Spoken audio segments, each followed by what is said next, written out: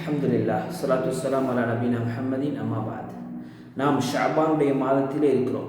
இந்த ஷஅபானுடைய மாதத்தில் அல்லாஹ்வின் தூதர் ஸல்லல்லாஹு அலைஹி வஸல்லம் அதிகமாக நோன்பு நோட்டார்கள் என அன்னை ஆயிஷா ரலியல்லாஹு அன்ஹா அவர்கள் அறிவிக்கக்கூடிய செய்தி புகாரி, முஸ்லிம் போன்ற கிரந்தங்களை நாங்கள் பார்க்கிறோம்.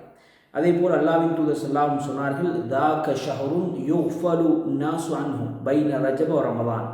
ரமதானுக்கும் ரஜபுக்கும் மத்தியிலே ஒரு மாதம் இருக்கிறது, அதிலே மக்கள் பொடுபோக்காக இருக்கிறார்கள். அந்த மாதத்தில் துர்ஃபஉ ஃபீஹில் அமாலு இலா ரப்பில் ஆலமீன், அல்லாஹ்விடத்தில் மனிதர்களுடைய அமல்கள் உயர்த்தப்படும், காட்டப்படும். ஃபஉஹிப்பு அன் யுர்ஃபஅ அமலி வ அன ஸாயிம், எனவே என்னுடைய அமலும் அல்லாஹ்விடம் வந்து உயர்த்தப்படும் பொழுது நான் நோம்பாளியாக இருக்க வேண்டும் என்று விரும்புகிறேன் என்று அல்லாஹ்வின் தூதர் சொன்னார்கள். இது அஹ்மத் வ நசாயி போன்ற கிரந்தங்களில் பதிவாகுது. எனவே கண்ணியத்துக்குரிய அன்பான இஸ்லாமிய சகோதரர்களே, அல்லாஹ்வின் தூதர் ஸல்லல்லாஹு அலைஹி வஸல்லம் ஷஅபானில் சில போது நோன்பு நோட்பார்கள், விடவே மாட்டார்களோ என்று நாங்கள் நினைப்போம்.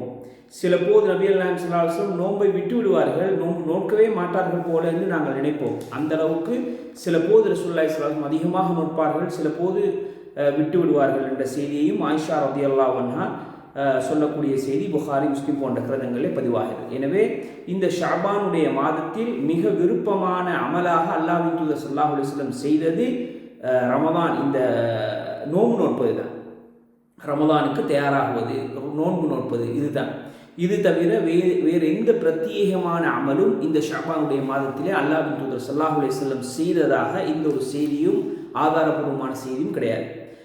எனவே ஷஅபானில் எமது முஸ்லிம் சமூகத்தில் எமது சகோதர சகோதரிகள் ஷஅபானுடைய 15வது இரவில் மாத்திரம் ஒரு நோன்பு வைக்கக்கூடியவர்களாக இருக்கிறார்கள். கேட்டால் அதற்கு பராத்துடைய நோன்பு என்று சொல்கிறார்கள். இப்படி ஒரு நோன்பு மார்க்கத்திலே கிடையாது.